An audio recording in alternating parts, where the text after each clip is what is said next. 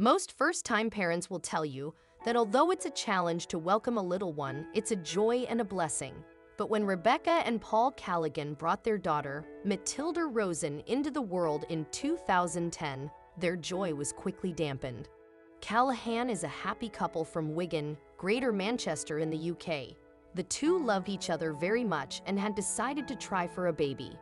However, Rebecca's pregnancy did not go smoothly, and due to excess fluid around the fetus, doctors decided to induce labor. When the beautiful baby girl was finally born, the doctors noticed an unusual and large wine-colored spot that spread across half her face and her body. Despite these problems, Rebecca and Paul were thrilled to finally see their baby girl. They loved her so much already and couldn't wait to take her home to continue their life as a family. Despite the large spot, no one had any idea that anything unusual was wrong with a little Matilda until about half an hour later. At first, the doctors told the parents that it was a simple birthmark. Confident young women like dancer Cassandra No WAD have proven time and again that birthmarks are beautiful, but Matilda's mark would turn out to be a sign of something more difficult and serious. The first problem arose when the nurses tried to feed Matilda. That's when the child stopped breathing, and for the Callaghans, that was the first sign that something was wrong. Although the doctors had thought the mark was a simple bruise, they would soon discover the terrifying truth and realize their huge mistake. Before long, Matilda had become so ill that she was taken to another hospital for monitoring. There, they ended up performing emergency surgery to remove a pouch in her throat that was causing her feeding problems. In a few days, the parents' happiness had returned to worry and sadness. He had no idea if they would see their daughter alive ever again. We couldn't travel with her because she was very sick. As we watched her being taken away, we didn't know if we were going to see her again. We were very excited about the arrival of our baby, and now we didn't know if we would ever see her alive again, recalls the father. And unfortunately, they were about to have more bad news. 2 weeks after the birth, doctors learned that the huge spot was not a simple hematoma, but a symptom of Sturge-Weber syndrome, a very rare neurological skin disease. This disease appears in babies at birth and is characterized by seizures, paralysis, developmental delay, and learning difficulties. Doctors have now also understood that the spot was caused by blood vessels under the skin. In addition, they learned that Matilda had 2 holes in her heart from the moment she came into the world. Matilda was a real fighter. Although there was a good chance that she would not survive, she made it through the operation and has been fighting ever since. Her parents call her their little miracle. She also began laser treatment to remove her unusual birthmark. The treatment prevents the spawn from growing, but it can take up to 16 years before it disappears. She has to go every 2 months and her face looks like it's covered in molds after each session. These are bruises caused by the laser. She has a treatment every 2 months and the laser makes them look redder and more intense. Then they gradually disappear again. Paul explains, "People think we're bad parents as if we somehow cause Matilda to look the way she does. Despite regular painful laser treatments, Matilda is a happy little girl. Many people can't help but stare at her birthmark every day. The family has to put up with stares, insults, and even teasing." Some strangers went so far as to ask Paul and Rebecca if they had left their daughter too close to a radiator.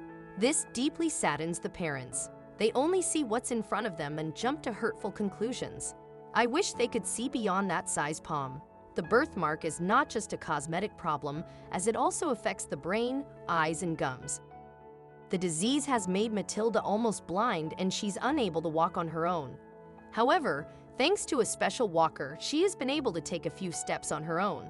Matilda's whole life has been a struggle, but despite this, she always has a smile on her face and has even started to say a few words. Her father says, "She's a stubborn child. She either does it her way or she doesn't. We're incredibly proud of her," says Paul. "She's amazing and we live every day as an asset." Her parents are doing everything they can to raise awareness of their daughter's illness. Together, they work to give her the best life possible and celebrate every day. As soon as their daughter became a toddler, Paul started using the internet to find ways to make little Matilda's life easier, and in 2016, they decided to make some necessary changes to their home. It needed a real renovation. They had already heard about sensory and wet rooms, and now it was time to make them a reality, as they were sure it would make Matilda's life much more enjoyable. A sensory room is just a special room designed to develop a person's senses, usually through lighting, music, and objects. It can be used as therapy for children with limited communication skills. A wet room, on the other hand, is a fully waterproof or flush toilet with a shower area on the same level as the rest of the floor. As you can guess, neither is cheap. And in addition to the sensory room and wet room, Matilda's parents have spent thousands of dollars to expand the upper floor of their home as well. They also installed a $19,300 Still Street home elevator to accommodate Matilda's wheelchair. Since Paul is a builder, he did most of the work and they paid for the renovations out of savings. They also received help from the Wigan City Council. The 18-month renovation project took a lot of energy and time. For one thing, they wanted to find an elevator that was different from the stereotypical disabled elevator. They didn't want a clunky one that took up a lot of space. Since Matilda has multiple disabilities, they didn't want a device that would further highlight that and were looking for something that could be used by everyone. And since Rebecca's grandfather was an amputee, they wanted an elevator that would accommodate his needs when he visited, but try as they might, they couldn't find a handicapped elevator that they would like. During another internet search session, they came up with a perfect option: an elevator with a self-supporting structure that runs on a built-in electric motor that plugs directly into a household power outlet. This meant they could install the elevator almost anywhere in the house.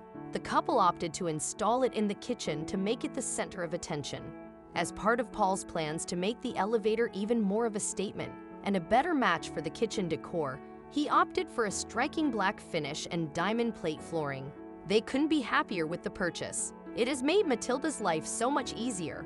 Matilda can't talk or walk, so when she smiles, she tells us, "Thankfully, we're doing something right." Tell their parents. Paul and Rebecca are also very aware that at some point they themselves will probably use the elevator. "When we get old, we don't want to move into a bungalow, so the elevator will also benefit us in old age," explained Paul.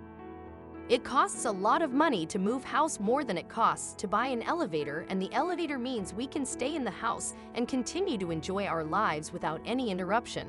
3 years later, the family also created a crowdfunding page through which they sought to raise money for a new wheelchair. According to the page, Matilda's grandfather had recently passed away, and they had created in his memory to help their little girl who was 9 years old. She had become too tall for her old wheelchair and needed a new one. As stated on the page, Matilda has many problems. She doesn't walk or talk, but nevertheless manages to cause chaos and make people smile.